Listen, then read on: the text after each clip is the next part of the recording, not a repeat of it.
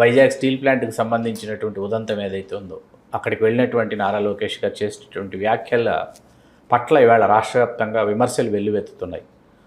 ముఖ్యమంత్రి పీఠానికి చేరువ కాబోతున్నారు నారా లోకేష్ గారు అనేటటువంటి పరిస్థితుల నుంచి అక్కడ చేసినటువంటి వ్యాఖ్యల ద్వారా ఇంకా ఆయన తనను తాను తీర్చిదిద్దుకోవాల్సిన సమయం కానీ లేకపోతే అవసరం కానీ చాలా ఉంది. ఆయన రాష్ట్ర ముఖ్యమంత్రి కావడం కాదు, శాసనసభ్యుడిగా కూడా పనికిరాడని ఇక్కడ మీరు గమనించవలసినటువంటి విషయాలు ఏంటంటే ప్రతిదాన్ని వక్రీకరించడం అనేది మాకు అలవాటు అయిపోయింది గొడ్డలి పార్టీకి. సో నేనేమంటున్నా, అక్కడ వారు ఏం మాట్లాడారు, ఎవరిని ఉద్దేశించి మాట్లాడారు, ఏ విధంగా ఆయన దాన్ని అక్కడ వచ్చినటువంటి ఎవరైతే సంబంధం లేని వ్యక్తులు వచ్చి వాళ్ళ ఆర్గ్యుమెంట్కి ఆయన ఏమి సమాధానం ఇచ్చాడు క్షుణ్ణంగా వీడియో మొత్తం కూడా పరిశీలించాలి. ఆయన మాట్లాడిన మాట ఏమన్నాడు, ఎవరైతే ఆయనతో ఆర్గ్యూ చేస్తున్నారో అయ్యా మీ కుటుంబంలో కానీ మా కుటుంబంలో కానీ చనిపోలేదు ఎవరు, ఆ బాధ మనకు తెలియదు, చనిపోయిన వాళ్ళని పరామర్శించి వాళ్ళకి ఏమి చేయాలో మనం చేద్దాము అన్నాడు. మీరు కట్ అండ్ పేస్ట్లు కొడితే వేరే వస్తుంది. ఖచ్చితంగా ఎంతో పరిణితి చెందినటువంటి నాయకుడు మా లోకేష్ గారు. మీరు గమనించండి, తండ్రి బాటలో నడుస్తున్నాడు ఆయన. ఈరోజు ఆయన కూడా అహర్నిశలు కష్టపడుతూనే ఉన్నాడు, హార్డ్ వర్క్. మీరు ఎంతో తీర్చిదిద్దినటువంటి నాయకుడిగా తయారవుతున్నాడు ఈరోజు లోకేష్ గారు. మీరు మంగళగిరి ప్రజల్ని చూడండి. ఈరోజు ఆయన అంత పెద్ద పొజిషన్లో ఉండి కూడా నెలలో 1-2 రోజులు మంగళగిరిలో సామాన్య వ్యక్తిలాగా కూర్చుంటాడండి ఆయన. రోడ్డు మీద ఎక్కడో ఒక దగ్గర, ఒక టీ స్టాల్లోనో ఇంకో దగ్గర కూర్చొని ప్రజల సమస్యలు తెలుసుకుంటున్నాడు ఆయన. ఏదో గోల్డెన్ స్పూన్తో రాలేదు ఆయన. అట్లా ప్రతి దాని మీద క్షుణ్ణంగా స్టడీ చేస్తున్నాడు ఆయన ఈరోజు. అంతేగాని ఇష్టం వచ్చినట్టు అన్ని ఆరోపణలు చేసుకుంటూ పోతే ప్రజలే చూస్తున్నారు. చంద్రబాబు నాయుడు గారి తర్వాత ఖచ్చితంగా రాష్ట్ర పార్టీ బాధ్యతలను వేళ వర్కింగ్ ప్రెసిడెంట్గా భుజాలకెత్తుకున్నటువంటి నారా లోకేష్ గారు ఖచ్చితంగా భావి ముఖ్యమంత్రి అవుతారు, అయి రాష్ట్రాన్ని పురోభివృద్ధి వైపు పయనింపజేస్తారని మీరు పూర్తి స్థాయిలో విశ్వసిస్తున్నారు? 100% అండి. ఎందుకంటే ఆయన కష్టమే ఆయన ఈరోజు ఆ పరిస్థితిలోకి తీసుకొని వచ్చింది. స్టాన్ఫోర్డ్ బ్యాక్గ్రౌండ్ ఉన్నటువంటి ఒక విద్యావేత్తగా అయితేనేమి, ఆయన హార్డ్ వర్క్ అయితేనేమి, మీరు అన్నీ ప్రతి కోణంలో కూడా ఆయనను గమనించండి ఈరోజు. అంతేగాని ఆయన ఏదో కొని తెచ్చుకున్న సర్టిఫికేట్ కాదు అది, లేకపోతే బాబు గారి తనయుడుగా ఇచ్చినటువంటిది కాదు. రాష్ట్ర కార్యవర్గం అయితేనేమనండి, రాష్ట్ర తెలుగుదేశం ప్రతి కార్యకర్త కూడా సపోర్ట్ చేస్తూ ఉన్నాడు ఈరోజు. అంటే ఆయన కష్టపడుతున్నాడు. అంతేగాని ఆయన వెళ్ళి ఎక్కడనో కొంతమంది ఆపోజిట్ నాయకుడిలాగా డార్క్లో ఉండడం అవన్నీ లేదు. మీరు పొద్దున్న లేచిన దగ్గర నుంచి అహర్నిశలు వాళ్ళు ప్రజలకు కనపడుతూనే ఉన్నారు, ప్రజల శ్రేయస్ కోసమే కష్టపడుతున్నారు. ఖచ్చితంగా రాబోయే రోజుల్లో మనం అత్యున్నత శిఖరాల్లో లోకేష్ గారిని చూస్తాము.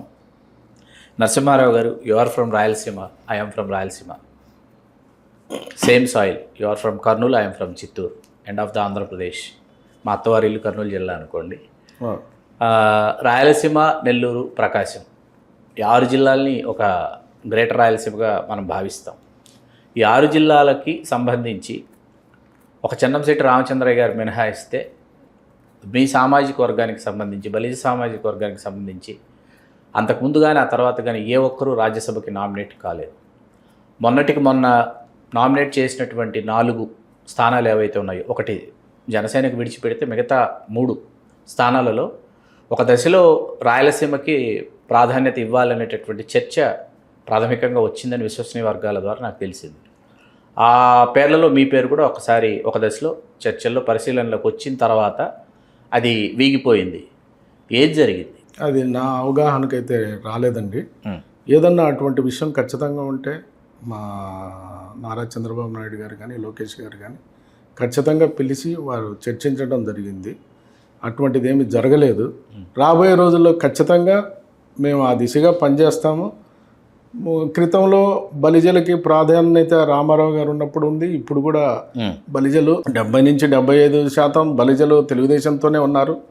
దానికైతే కట్టుబడే ఉంటాం మేమందరం కూడా ఖచ్చితంగా. ఎందుకంటే న్యాయం అనేది బలిజలకు ఖచ్చితంగా తెలుగుదేశం పార్టీలోనే జరుగుతుంది.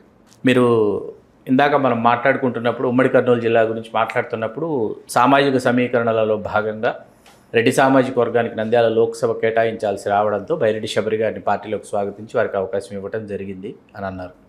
వారి విజయం కోసం మీరు కృషి చేశారు. ఆళ్లగడ్డలో భూమా అఖిలప్రియ గారి విజయం కోసం కృషి చేశారు. పెనుగొండ పరిశీలకుడిగా సవితమ్మ గారి విజయం కోసం మీరు కృషి చేశారు. భవిష్యత్తులో గోగిశెట్టి నరసింహారావు గారు నంద్యాల లోక్సభ ఆశిస్తున్నారా, నంద్యాల శాసనసభ ఆశిస్తున్నారా, ఆళ్లగడ్డ శాసనసభ ఆశిస్తున్నారా? అది మా అధినాయకులు వారి నిర్ణయం మేరకు ఆధారపడి ఉంటుందండి. అంటే ఏ బాధ్యత ఇచ్చినా ఖచ్చితంగా చేయడానికి నేను సమాయత్తంగానే ఉన్నారు.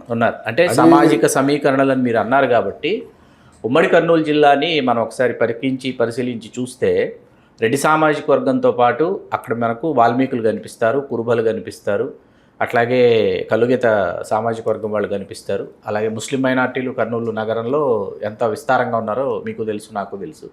అలాగే ధనవంతులైన టీజీ కుటుంబానికి సంబంధించి వైశ్య సామాజిక వర్గం నుంచి వాళ్ళు ఎప్పటికప్పుడు ఏదో ఒక ప్రాతినిధ్యాన్ని వాళ్ళు పొందుతూ వస్తున్నటువంటి నేపథ్యంలో బలిజ సామాజిక వర్గానికి ఆది నుంచి కూడా మొండి చెయ్యే అన్ని రాజకీయ పార్టీలు ఉమ్మడి కర్నూలు జిల్లాలో నాయకత్వ లోపం అనేది ఉంది. అక్కడ ఉంది. ఖచ్చితంగా నాయకుల్ని తయారు చేసుకోవాల్సిన బాధ్యత మా కమ్యూనిటీ మీదే ఉంది. అది ఖచ్చితంగా మేము తయారు చేసుకోవాలనేటువంటి దిశగా కూడా కొన్ని ప్రయత్నాలు జరుగుతూ ఉన్నాయి. రాబోయే రోజుల్లో ఖచ్చితంగా బలిజల నేపథ్యం ఉండాలని కూడా కోరుకుంటా ఉన్నాం. దాంట్లో బలమైన కోరిక నాకైతే ఉంది. ఖచ్చితంగా మనకి నంద్యాల ఉప ఎన్నిక మీకు గుర్తుండే ఉంటుంది. నాగిరెడ్డి గారి మరణానంతరం జరిగిన భూమా బ్రహ్మానందరెడ్డి గారు గెలుపొందినటువంటి నేపథ్యంలో బలిజ సామాజిక వర్గంతోనే ఒక మహాసభ నిర్వహించి చంద్రబాబు నాయుడు గారి సాక్షాత్తు ఆ మహాసభ సాక్షిగా బ్రహ్మానందరెడ్డి గారి తర్వాత మీకు ఖచ్చితంగా అవకాశం ఇస్తానని చెప్పారు. అయితే ఆ మాట చంద్రబాబు నాయుడు గారు నిలబెట్టుకోలేకపోయారు. 2024 ఎన్నికలకు వచ్చేటప్పటికి ఎన్ఎండి ఫరూక్ గారినే తిరిగి కొనసాగించడం, ఎన్ఎండి ఫరూక్ గారు ఇవాళ వారు కూడా ప్రాధాన్యత కలిగినటువంటి పదవిలో వారు కొనసాగుతూ ఉండటం, ఇవన్నీ కూడా మనకు ఎటువంటి సంకేతాల్ని సామాజిక వర్గానికి ఇస్తున్నారు అన్నది ఇక్కడ వేరే విధంగా ఆలోచన చేయవలసినట్టు అవసరం అయితే లేదు. నాకు తెలిసినంతవరకు ఖచ్చితంగా బలిజల ఓటర్ల శాతం అనేది నంద్యాల కానీ ఆళ్లగడ్డ ప్రతి కాన్స్టిట్యున్సీలో చాలా పాణ్యం అయితేనేమి, బనగానపల్లి అయితేనేమి, శ్రీశైలం అయితేనేమి అన్ని దగ్గర కూడా చాలా అత్యధిక ఓటర్లే ఉన్నారు. కానీ నాయకత్వ లోపం, అంటే ఒక అసెంబ్లీకి నేను నిలబడతాను, ఒక పార్లమెంటుకి నేను నిలబడతాను, ఆ యొక్క స్తోమత కానీ ఆ యొక్క ఇది వచ్చేటువంటి సంఖ్య కొంచెం చాలా తక్కువగానే ఉంది.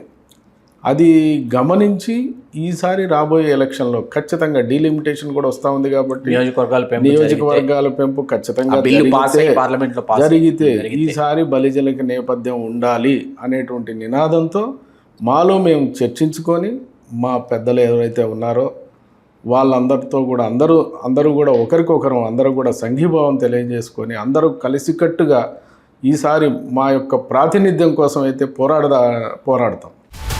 హలో, తెలుగు రాజ్యం ఛానల్ చూస్తున్నారా? సామాజిక రాజకీయ జీవన చిత్రణే తెలుగు రాజ్యం. అతిశయోక్తులు అసత్యాలు ఉండవు. రాజకీయ కోణం కాదు, ప్రజా కోణమే కొలబద్ద. తెలుగు రాజ్యం వీక్షణ నీ ఉత్తమ అభిరుచికి నిదర్శనం.